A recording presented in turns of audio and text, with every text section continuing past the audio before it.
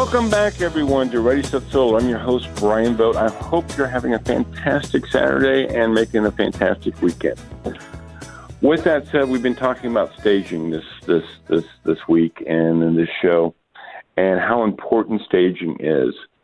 And I gave some examples before in the last segment, but another thing to kind of look upon, and I'll bring Kelly in this. Kelly Etheridge, she's one of my rock stars on our team.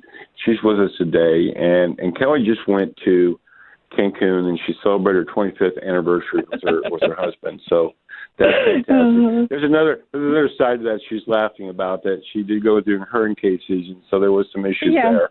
But in the end, you had a great time, right? It was well worth the trip.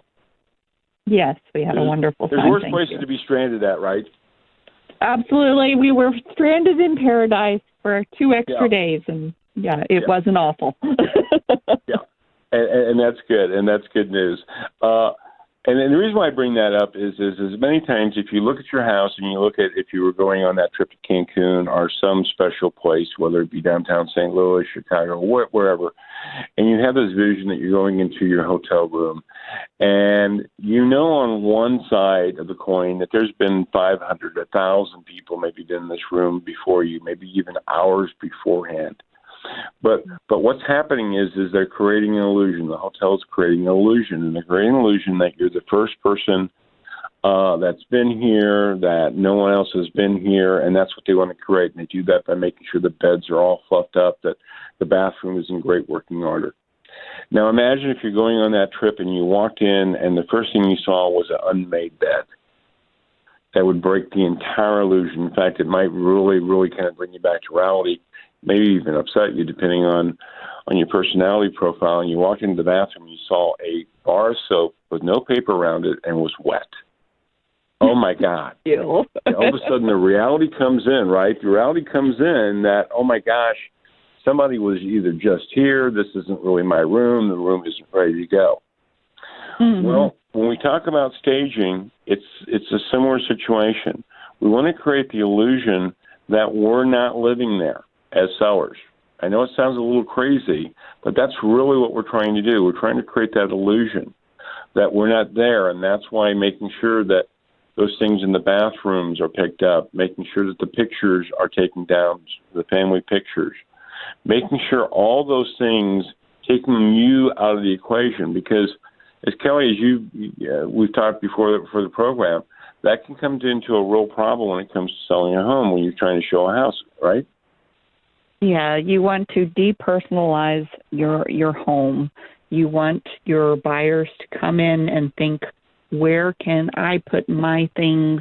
You want them to think, oh, I can move right into this, that this space is open, and that I can put my things here. Not that. And I'm sure you've had expressions on. Oh, go ahead. I'm sorry. I mean, but just to kind of follow up on that, Kelly, I'm sure you've had situations where people have not been able to see past it, right? I mean, that they've gone into bathrooms and had toothpaste and toothbrushes out and soap dishes and all that, and they're just an expression on their face kind of says it all, right? Yes. And I've had buyers that know the people in the pictures, and they spend more time talking about, these people instead of looking at the home.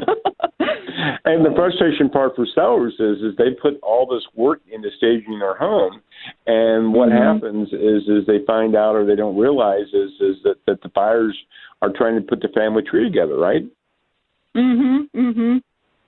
I mean, and like I said, it's exact opposite you want. So that's why. I mean, buyers are they're looking for information. Okay, they're not trying to be nosy.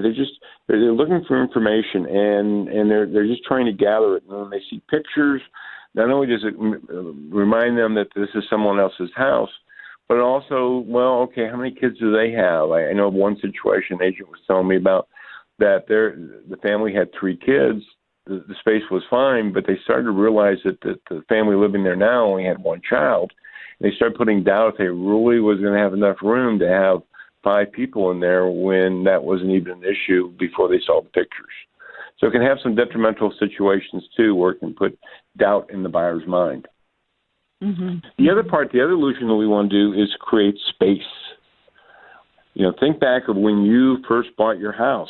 most likely you felt that it had all the space in the world, even though the reason why you're leaving is that you need more space.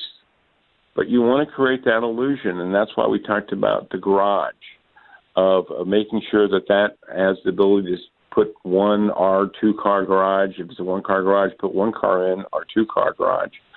And also the closet space and furniture. And Kelly, I'm sure you've had situations where maybe you didn't feel like you could even move through the house. I walked through the front door of a home, and I was greeted by an ottoman. There was a chair and an ottoman blocking the front door pathway. Yes, naturally, my buyer was thinking, oh, this place is very crowded. So, yeah, you want to make sure that pathways are clear, and that if there's an extra piece of furniture, maybe you get that storage unit and you take out a piece of furniture from each room just to open up that space. And that's a great point. And then we talked about before is getting a rental is becoming more and more common.